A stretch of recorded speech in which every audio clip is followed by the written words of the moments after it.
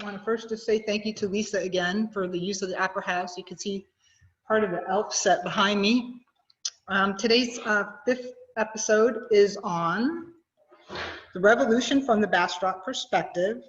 I want to introduce Ken again. Ken Keslis is a native Bastropian, local historian. And I did want to also mention that he has a fourth book out about Bastrop, and it is available in our gift shop. Ken, you ready? It's 12 o'clock.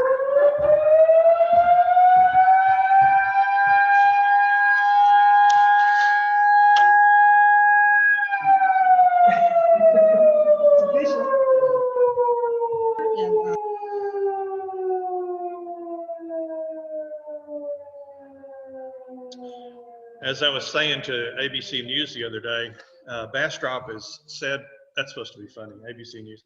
I actually did say this to ABC News. Bastrop has a sign up saying we're the most historic little town in Texas. We're not as little as we used to be, and I won't guarantee we're the most historic, but maybe we have more historical markers than anybody else. We have, and let me come back to that. The theme of this is uniquely Bastrop, and there are some parts of us that I think are really unique. Some parts that may not be as unique, but I think the fact that we reflect so much of Texas does make us somewhat unique. We've gone over, just to remind you, we've gone over three uniquenesses, is that a word, about Bastrop County. One is the town of Bastrop, and part of Bastrop County was founded as part of Austin's little colony. It was the smallest colony. It was a colony that was kind of a toss-off because he really wanted a place for a town, not a colony. But being part of the little colony is a fairly unique thing in Texas.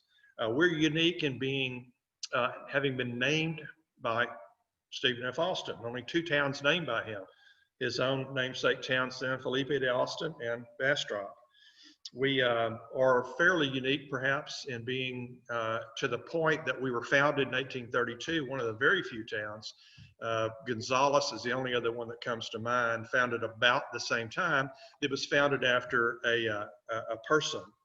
And that would later we have Houston and Austin, of course, named after those illustrious figures. We also are unique in terms of being the farthest western town in Texas for a long time. At least in the formative stage of Texas. So that being beyond the frontier made us unique in the earliest days of Texas. And today I want to talk about another part of our story that is unique. As I was not saying to Kay a minute ago, this is class 5A, and it's not about the revolution. So I've decided I had so much information to do that I'm going to talk about the revolution, at least as it got fought out in the next episode of this in January. And I want to talk about leading up to the revolution today, which is part of it and gives us a sense of uniqueness. I want to remind you that we've talked about, to this point, with Bastrop and Bastrop County, growth. It's growth, all growth. Bastrop in 1834 had grown enough that they changed the area and the town to a municipality, and Bastrop became the capital of that municipality. And was renamed Mena. I'm going to call it Bastrop because it's just, for my money, too confusing, but it was officially named Mena during all the time I'm talking about today. Bastrop was by contemporary accounts described as being becoming a prominent Texas town, the most rapidly increasing town on the interior of the province, with the exception of St. Augustine, one writer said, and a town that continues to grow rapidly. It is a favorite spot for new settlers and is quite the rage at present, which I find an interesting phrase. When Bastrop was undergoing its initial development, and was focusing largely on building up the town and making farms prosperous, events in other parts of Texas had reached a time of tension, leading up to a potential conflict between the colonists and the Mexican government. This tension was largely ignored by those in Bastrop County because they were busy trying to carve a civilization out of the wilderness. The people that were feeling the tension and arguing about the tension and trying to do something about the tension were in the more settled areas where they had had time to get their farms going, their towns established, their civilization organized. The conflicts were probably inevitable. The colonists that Austin brought in and then others brought in were into Mexico in a Spanish culture, with a Spanish language and a Spanish legal base, with the Catholic religion as the established and only legal religion, and an anti-slavery approach to community. The colonists, however, almost entirely came from the southern United States. They had an Anglo-American culture, the English language, Protestant religion, and slavery seemed essential to them in raising cotton. I think probably most of the colonists just never did think of themselves as Mexicans, even though they had sworn to be loyal Mexicans. And I think that probably this was a train that was going to wreck sooner or later. But that wasn't on the minds of those in Bastrop. What was on the minds of those in Bastrop was getting the train chugging up a hill. Also, there were actions by the Mexican government that eventually seriously aggravated many in Texas. There was an initial neglect of Texas. They just didn't seem to be paying attention to what was going on. And then suddenly they woke up and saw 30,000 people, Anglo-Americans, living in their territory, and they were unable to control them the way they wanted to, and they got afraid, especially afraid because we were on the very border of the United States. They passed a law in 1830 that caused a ceasing of immigration. And only because Austin was able to find a little loophole was Bastrop able to be developed. The others were unable for a while to have any other immigrants come in. There were tariff duties that had been exempt for a while, and then suddenly they started imposing them. Well, not suddenly, they said they would give them a 7-year break, and when they quit doing it, the Texans were not too happy about having tariffs imposed on them. And also there were Mexican troops in the area that were very threatening. I've exemplified this as kind of like having children you raised up to let them do whatever they wanted to, and suddenly when they got to be teenagers, started saying, oh, well, you have to close the door, you have to take the garbage out, and you have to come in on time, and you have to sit at dinner with us. It's a little late to be teaching your children discipline by the time they're teenagers. I think it was a little too late for them to start laying down their law to the Texan settlers. It created some uprisings in the 1832 and 1833, the calling of a couple of conventions to try to deal with the issues that did not affect Bastrop very much, because as I said, they were not paying attention because they were trying to build their civilization. Texans, after 1832, Texans got some changes that brought some relief to them. There was a loophole in the slavery issue. The Mexicans repealed the anti-immigration law. And even though the Texans strongly wanted to become a separate state in Mexico, they didn't do that, but they gave them 3 additional representatives in the joint legislature of Coahuila in Texas. They gave them an additional extension of tariff relief and removed many of the Mexican troops. This led in 1834 to a period of peace, which was also peaceful on the Bastrop frontier because there were almost no Indian depredations recorded in that year. The citizens wanted, of course, in 1834 to continue as long as they could that feeling and that sense of peace with Mexico.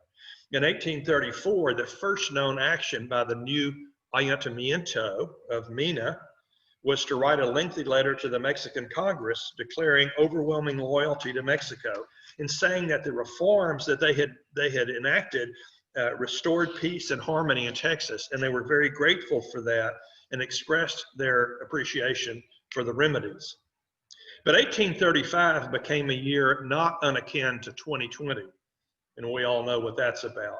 Indian depredations on the Bastrop frontier resumed in early 1835 as a number of settlers were killed by hostile Indians, and punitive raids by the whites took place in retaliation.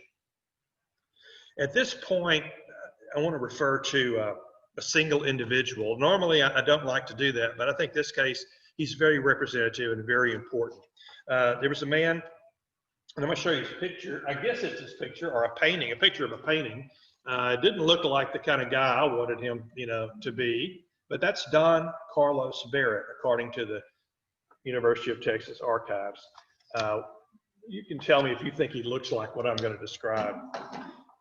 This was a man who moved into Bastrop in early 1835. He was an attorney. He almost immediately became a strong leader in the community. He was elected as the Bastrop representative on a navigation commission established to try to get the Colorado River working better for transportation. When Indian hostilities continued to strengthen, he rose to the highest place of need at that point. The people in Bastrop formed a thing called the Bastrop Committee of Safety and Correspondence on May 8, 1835. They wanted it to raise the alarm among other Texas towns and communities to stay in communication and work together regarding the Indian attacks that were becoming insufferable. And they called D.C. Barrett, Don Carlos Barrett, to be the chair. The significance of the Bastrop Committee of Safety and Correspondence as the first in Texas has been mentioned in many Texas histories. Often it's the only reference to Bastrop during this period. But they mistakenly assumed that the committee was formed, like others in the American Revolution, to have communication and prepare for a coming war with Mexico.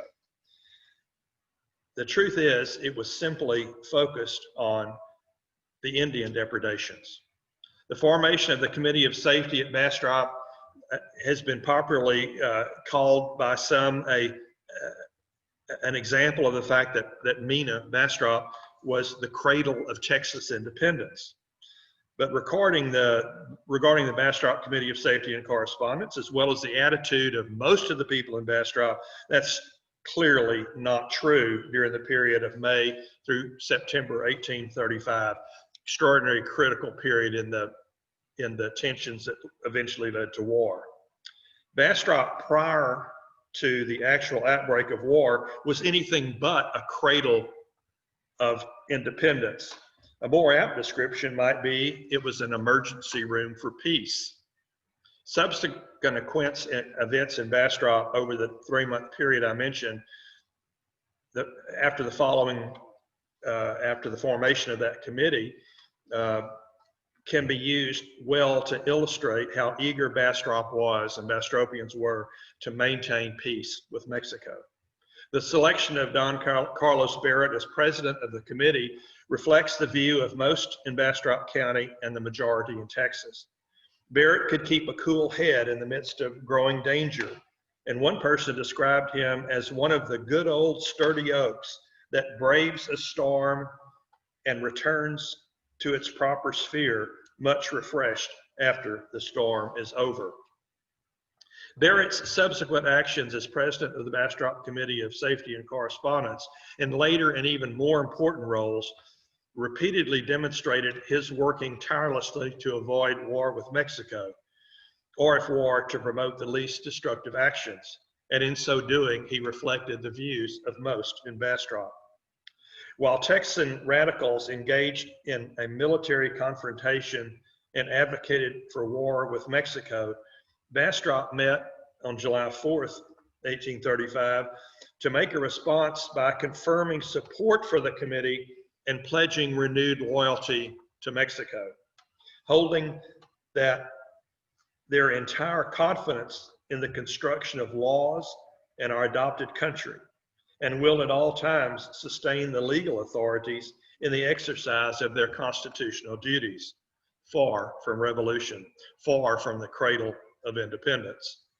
A few days later, they issued an address opposing hostile disposition with Mexico or the Mexican government.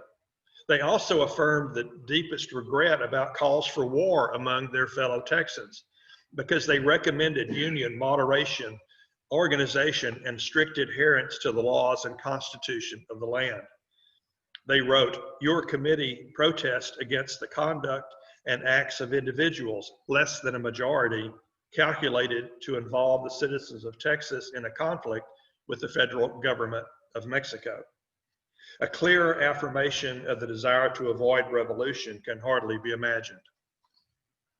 At a meeting at San Felipe at mid-July of 1835 that was aimed at keeping peace as a primary objective, Barrett represented MENA, creating a train for peace by which the war speculating parties are entirely put down.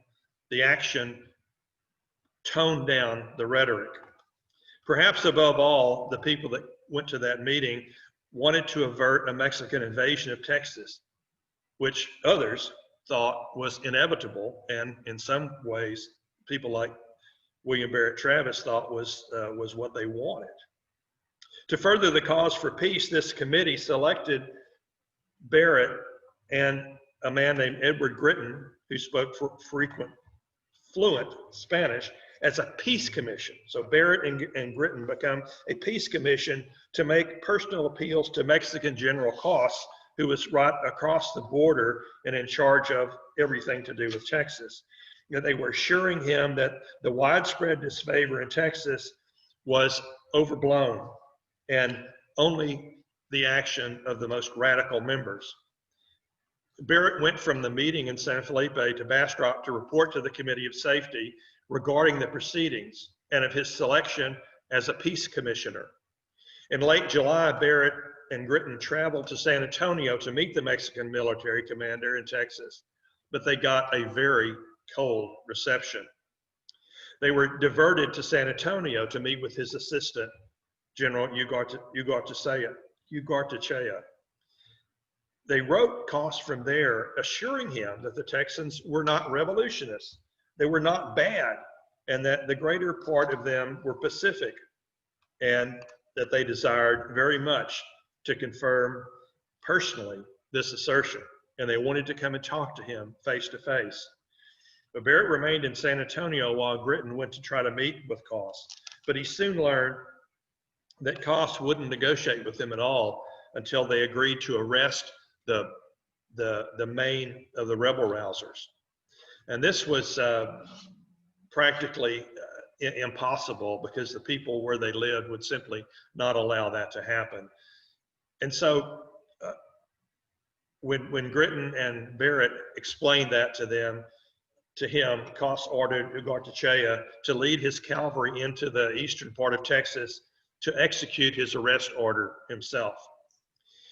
He considered that the only way to bring the colonists under control was through military force, and he set out with his own army to join Ugarte Chea in that effort.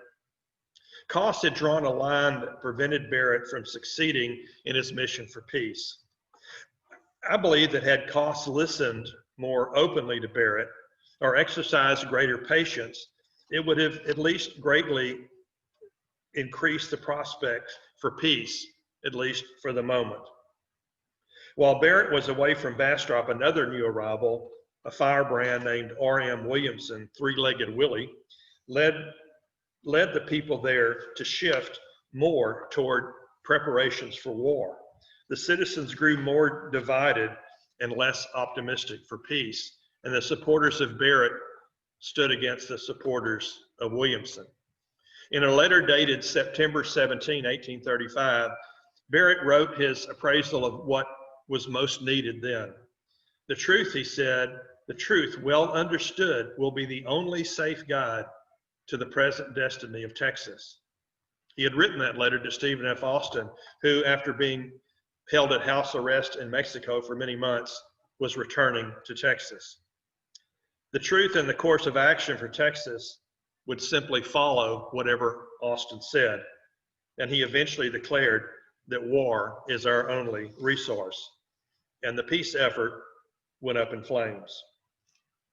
As hostilities began to threaten into all-out war, Barrett represented Bastrop at another important meeting called the Consultation that tried to bring order to Texas and provide united action.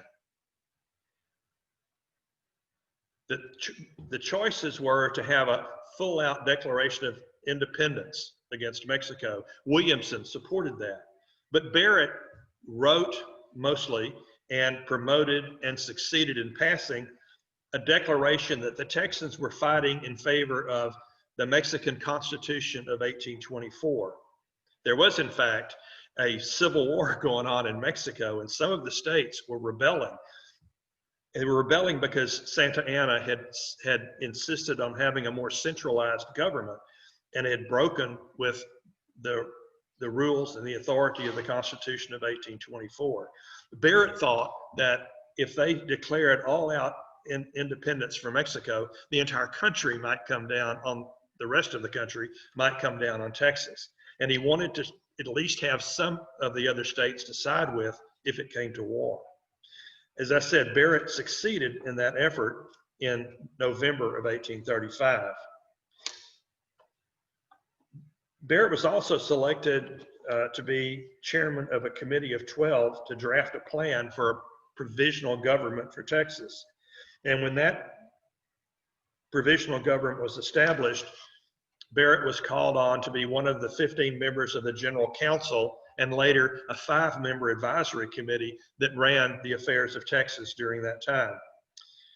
A large portion of some 83 laws and resolutions passed by the council in the 2 or 3 months that it existed were introduced by Barrett. And a glance through the journals of that body will reveal rather strikingly his activity and influence in the deliberations. He was clearly the leader of both those organizations and the most prominent person in the politics of Texas at that moment. On February 15th, however, Barrett resigned from the council due to failing health, and he left in a few days for Louisiana to seek medical help. 2 years later, he was dead at age 49. So he was not present for the signing of the Declaration of Independence 2 weeks later that came within the midst of warring that had already begun. And I always wonder if Barrett had remained healthy, what he might have meant to Bastrop and to Texas. He certainly would have returned to Bastrop and been one of the leading figures, as he became so quickly when he first moved there. And it's a real loss to Bastrop that he was not here during the years following the Texas Revolution. Well, the war had already started by the time all this was going on, and I will talk about the exciting events that Bastropians engaged in during the War for Texas Independence as Class 5B, which will be on January, the 3rd Thursday of January. So we'll see you then. Do we have any questions?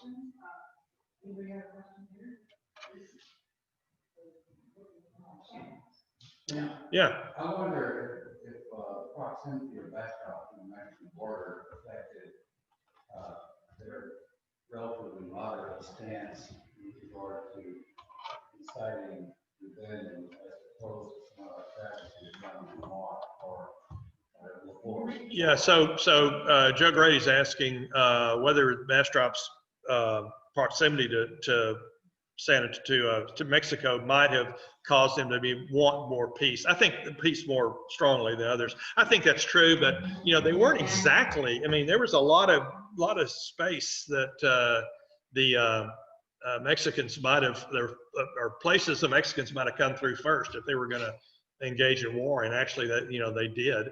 But yeah, I think being on the frontier was just vulnerable to everybody. And there's no question that some people were saying we've got to, we need to be doing this for the good of fending off the Mexicans.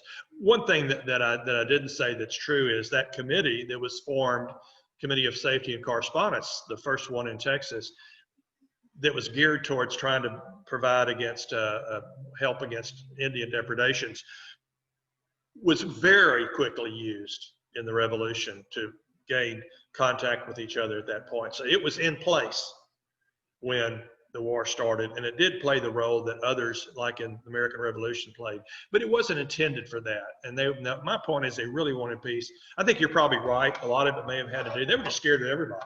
They were just trying to grow crops, trying to build a civilization, and they didn't want to be messed with by anybody, certainly not the Mexicans. And they were, no doubt that was on their minds. And that's probably a neglect in what I said earlier. Yeah. So this book has nothing to do with what we're talking about right now. It is. They asked about. Yeah, that's something where I'm answering. This is Bastrop, Texas. And it's not. Let me say, it's not about the county. I got to the point, and when Smithville and Elgin and all were formed, it just got to be too difficult to try to cover the entire county. So, starting in 1874, I've just written about Bastrop and the surroundings. There's a lot about the county in it, but it's a story of after the federal troops left and left African Americans, the freed enslaved people, without that kind of defense. The story of Germans and African Americans and Anglo Americans, I'll call them Americans, who had a lot of interplay during that time. It was about the extraordinary growth of a town that I'd say there's a 5-year period that in terms of the effect was at least as important as the first 5 years of the development of Bastrop. There's stories about people killing each other and hangings and that kind of stuff. Coming of railroads, building of courthouses, and that sort of thing. It's I started out not doing this book because I got bored with it, but when the pandemic hit, I went back to it and found myself getting more and more interested. And I think the second half of it is more interesting than the first part. It's also I used an opportunity to tell a whole lot about two prominent Bastrop citizens, George Washington Jones and J.D. Sayers, that I wanted to write a dual biography of, but I don't think I'll live long enough to do it. So I entwined a whole lot of their story in this. And that's, I think, an important part of the book as well. Oh, and so the books belong to the Historical Society. All the proceeds from all the sales, every nickel of it will go to support the Bastrop County Historical Society. You can get the books at the museum or email me, and if you want to, I think we have a $7 charge for postage or something. I'll mail them out to you. So it's a good project for the Historical Society, and I hope it's something that people will read someday and make use of. Thank you.